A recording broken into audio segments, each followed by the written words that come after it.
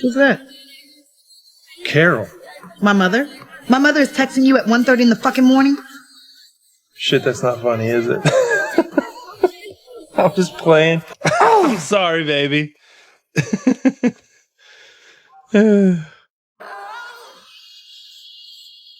I'm Kevin Ball, and my story is like a glass of whiskey. The first sip burns with a harsh spiciness, but only after swallowing do you feel the full warmth and responsibility it holds.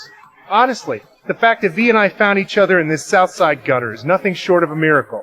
Sure, there's crap happening all around us, but as long as we're together, none of it fucking matters. He's all worth it.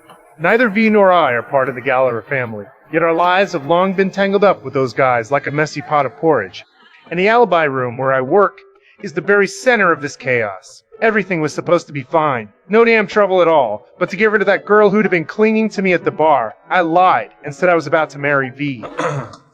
I can't really. It's actually, I'm getting married. Who the hell knew Frank that bastard had ears sharper than a dog band? He yelled it out in front of everyone. Drowned in everyone in blessings and pressure, I fumbled through proposing to V. What are you doing? I need to ask you something. How did you get so drunk in the middle of the afternoon?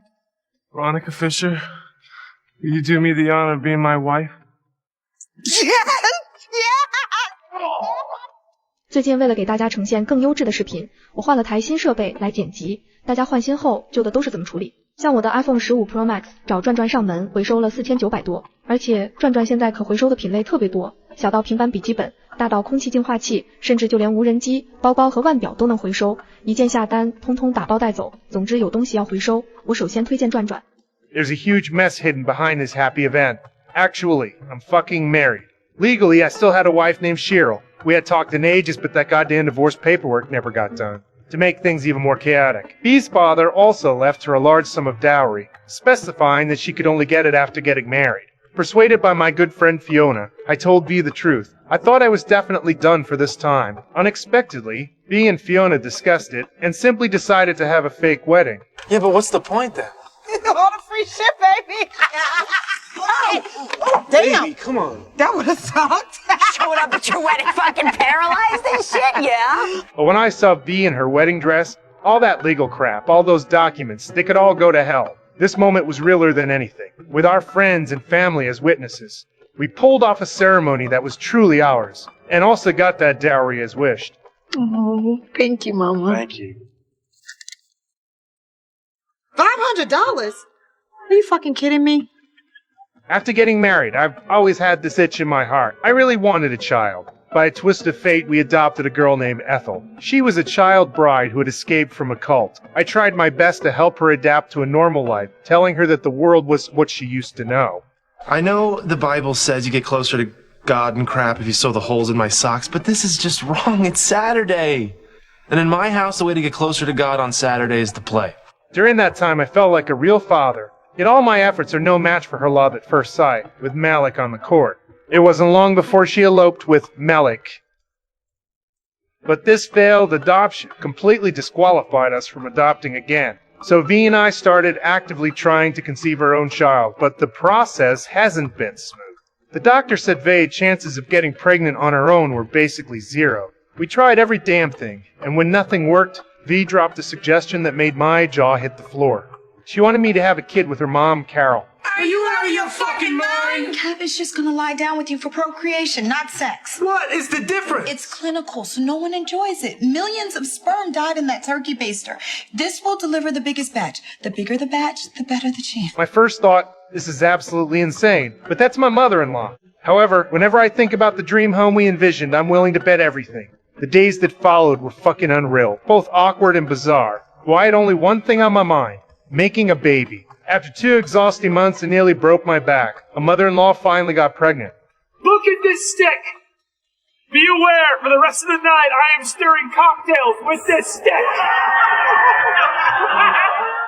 Right after Carol successfully got pregnant with my child, it felt like God must have had too much to drink. V is actually pregnant too, and what's more, it's twins right off the bat. But that wasn't all the good news. My half-dead bar owner kicked the bucket, and he even left the bar to me. All of a sudden, V and I were about to welcome 3 kids and have our own bar. This feeling is so damn unreal. But the problem is the old man, Stan, has a daughter. This is basically me openly snatching the family business from the girl. After final discussion, it's settled that I will buy this bar and pay in installments. But when I got the account books, I was completely dumbfounded. This damn bar barely makes $1,000 a month. The rest is all debt to make. Now we gotta pay to take a leak? It's always the alley. You don't mind freezing your nuts off. How hard up is this place anyway? You're lucky I don't charge you people for toilet paper. You use too much. All you need is 3 sheets. 1 up, 1 down, 1 to polish. What's worse, construction started at the entrance and completely blocked the road. And there were already few customers. Now you can't even see a ghost around. I'm so poor now that I've been behind on the installment payments for the bar for 2 months. Just when I was at the end of my rope, Mickey showed up at my door earlier. He thought his wife, who worked as a prostitute, wasn't making as much money as she used to. So he led a group of people to go on strike. As a result, the madam simply replaced them all with new girls. Left with no other options, Mickey turned his attention to me. He wanted to set up a brothel on the 2nd floor of my bar. Did I have a choice? If I didn't make any money soon, then the kids would really end up begging on the streets with me. But Vichy still hung up on her goddamn principles. Baby, look, we are victims of a society that squeezes the lower middle class, screws up our businesses because of jackhammers and taxes and regulations and unnecessary paperwork, basically forces us to do illegal shit. Now I'm having 4 kids. That's how it's gotta be. And so the 2nd floor of my bar became a den of prostitution, and I became half a madam. Business picked up a little, but it was only enough to barely get by. Early this morning, Alan came with a group of strong men to collect debts. Looking at those men, I felt scared too, but I had no choice, or had to show them my last resort. Wait, are you all gay? No. I'm not trying to be insulting. I just want to know if you, want a hand job. I finally managed to fend off the creditors. I hadn't even gotten over that when the bar was robbed. At that moment, I was really falling apart.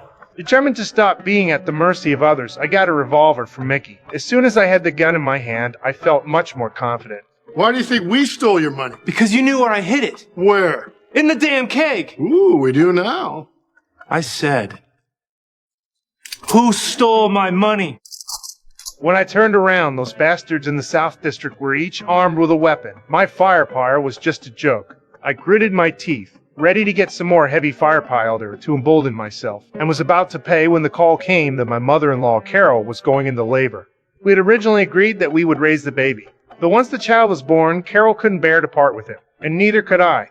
I'd gone through so much hardship for this kid. In the end, I had to watch helplessly as my son became my brother-in-law. Fortunately, it wasn't long before V gave birth to 2 precious daughters, Amy and Gemma. This life finally had a little fucking hope again, but the pressure also came along. Now, money is being spent like water, and just when things were at their worst, Mickey took all the money from the bar without even a heads up. I was pushed completely to the edge. I hardened my heart, took the gun, and told Mickey to hand over the money. Are you robbing me with my own fucking gun? Call it what you want. Empty your fucking pockets. You better do yourself a favor and put a bullet in my chest. Because if you don't, you're in serious shit. Big mistake. I knew I was being crazy. No one in the South Side dared to rob Mickey, but I had no other choice. From that day on, I lived in constant fear, convinced that Mickey would come for revenge any time. I got another gun for self-defense and have been on tenterhooks all day. Every little noise outside would scare me half to death. On one occasion, the gun accidentally fucking discharged, almost blowing away the kid in V. That when I realized things could go on like this.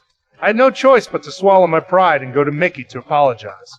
I poured drinks, served food, tried everything to make things right. Is that enough cabbage for you? I can make my own plate, it's fine. Oh, no problem at all. How about some corned beef? Why you being such a suck-up, huh? You and me got a thing we gotta settle. Look, I'm just trying to put everything in the past, okay? Only later did I find out that Ian had already smoothed things over for me. White fucking made me afraid for so long. When I threw myself wholeheartedly into the role of a father doting on my daughters with utmost care, I ended up neglecting Vi's emotional needs. The growing tensions between us led to our first real breakup. V moved out of the house and into the bar. Oh, you can't have this fight again. Oh, once I start making sense, then you can't talk about it anymore. See? This is why we need space. It's not even space. You're moving in with 4 milkmaids. Go! This is going nowhere! I was just leaving. Yeah, after I told you to leave. No, I was thinking about it way before you said anything.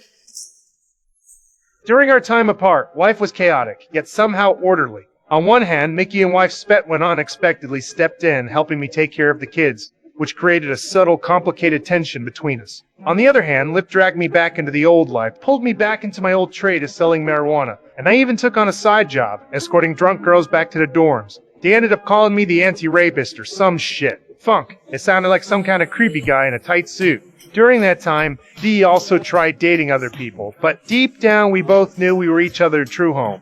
Eventually, we found our way back together. That separation made me realize one thing for sure. This family was a complete without V. But what I never expected was that right after we got back together, she dragged me to the hospital for a checkup. What seems to be the problem? My husband's a slut. V, that's a little harsh. How many sexual partners have you had in the last 12 months? 22, 23, give or take 5 or 6. What? I was the rape walker. I had lots of opportunities.